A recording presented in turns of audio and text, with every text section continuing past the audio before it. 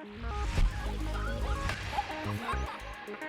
everybody, welcome to a tutorial on how to use Cyclotoon to create Spiderverse effects. Throw a render up on screen of what we're going to do. So I have the scene right here, classic comic book frame. If you want to follow along, I will put a link to the description of this model by Bully. That's funny. Basically, it's a fully rigged model. The only thing I did to it that is different is I joined him into one piece because his arms were separated, hands were separated, legs were separate, feet and head, and all the eye pieces. So now we have all the materials here. And I've already kind of set up our scene here, just general shot type, pre-lit. As you can see, we have some lights here. I'm gonna call this bottom light just for the sake of it, but let's show you guys how to actually use Cyclotoon to create the halftone effect in the highlights and the Venetian blinds, as I like to call it, in the shadow areas. So let's get started. Because these materials are separated, I am just going to focus on this main torso area, and then we'll apply it to the whole thing after by making it a little node group. So let's pull this over here. Let's turn this off. We don't need all that on. And let's zoom in. We could do this to give you guys a good view. So all we have here is a principled BSDF and a image texture for that with some general settings underneath. So how do we do this? First, let's go into the end panel, bring up Cyclotoon, and here we can actually set up a bunch of things that we want.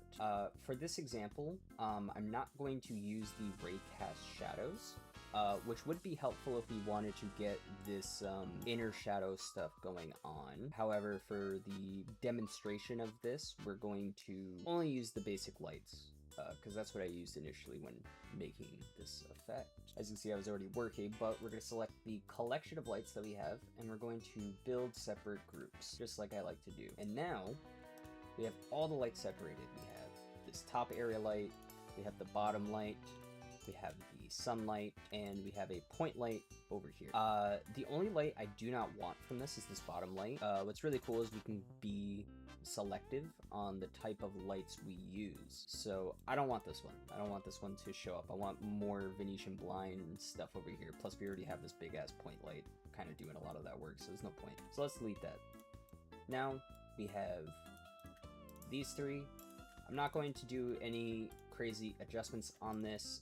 If you wanted to, you could mess with the area spread, the blend. You could try, you know, scaling the sunlight here to have it wrap and stuff. Obviously, if you want a more detailed explanation of how to use Cyclotoon, be sure to check the video on the top right.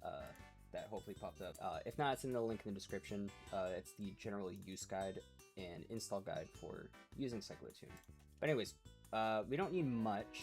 So, and we're only doing a still render. We could do this as an animation, but that doesn't really matter right now. So what I'm gonna do is I'm gonna mix all these lights together. We're just going to do a mix color, set to add, and then another one to get all of these combined.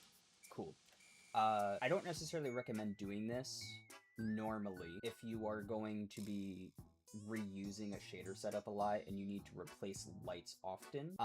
But for the sake of this, just to keep the viewport a little cleaner, I'm going to group these. However, I would normally tell you guys to keep these outside, so that way you can always generate new ones and plug it into whatever the effect you're going to plug it into, which is what we're going to be doing. So I will leave this out for visual sake, so that way you understand that lights should always be out, just to make it easy.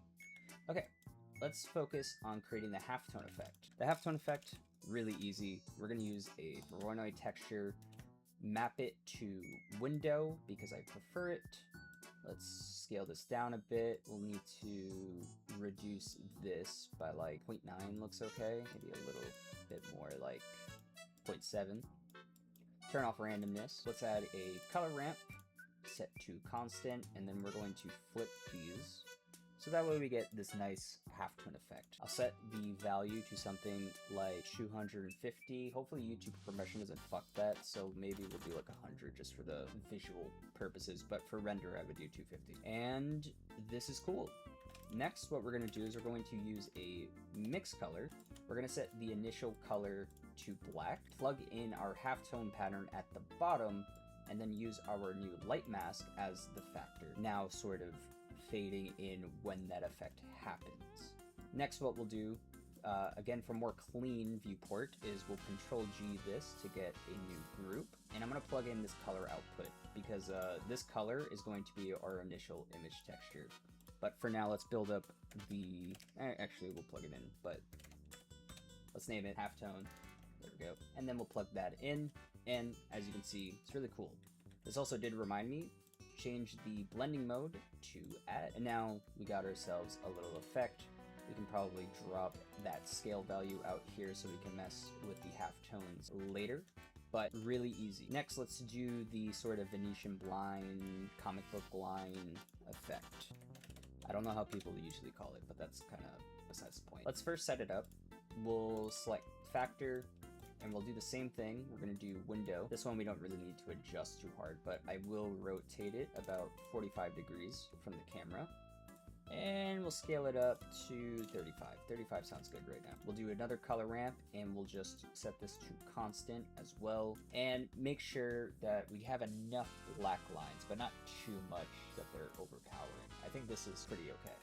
Next, we're going to do the same exact thing with a mix color, setting what our main result is to A, setting this to B, and then setting it to multiply. Again, using our light, setting our light to factor. As you can see, it's happening on the lighted areas. To fix this, either use an invert color node, or I think preferably using a map range set to 1 and 0. Now flipping that effect to be in the shadows and in the light. Cool. So we can also group this together and maybe output our scale value there so we have access to it. And then we can exit out, and then we'll call this comic lines, because I feel like people call it that more. So cool. Also, just to clean it up, you know, let's go to that group input node and let's switch these around so that way it lines up like that. And now we're good. All we have to do is plug this into the base color and view our results. And as you can see, in the shadows we have our lines, and in the highlights we get everything else. You can also adjust the scale here. Let's do my actual scale to 50, and I'd probably do like 100 on the lines low key so we get a lot of definition in there. And again, something I would not do, you could just Control G this, and we'll call this Spiderverse. And the way that I would sort of do this is create all of your effects, group them, and then you would have your lights normally out like this, exposed, so you can plug the result in here, and then that way all the effects would happen. That's how I would recommend this, but for the sake of just plugging everything in fast, I'm going to group both of these, and I will say don't group as one. You can, but again, if you need to reuse this setup, it's going to be annoying to have to go in here and then change what's in here to do all that stuff, so it's just not what I would do. Now, let's do a little time lapse, and I'm going to apply this to all of them. Here, okay, here's a little different. We're going to change that base color to black and switch that out. Here, we're going to do kind of the same thing, but just keep it at white. And now, we have our Spiderverse effect. But yeah, that's this tutorial. I hope you guys enjoyed. If you're worried about self shadows, I personally wouldn't use them. I think in this case, when you're using multiple lights, I haven't figured out like a super solid way to mix these things better, but eventually we'll have them good. As of right now, self shadows turn into things like this, which I might as well show. But if we take a look at that self hit, which would be the shadow, remove all the blur, you can see it's pretty bad. And then technically you need to flip this. So that's pretty bad.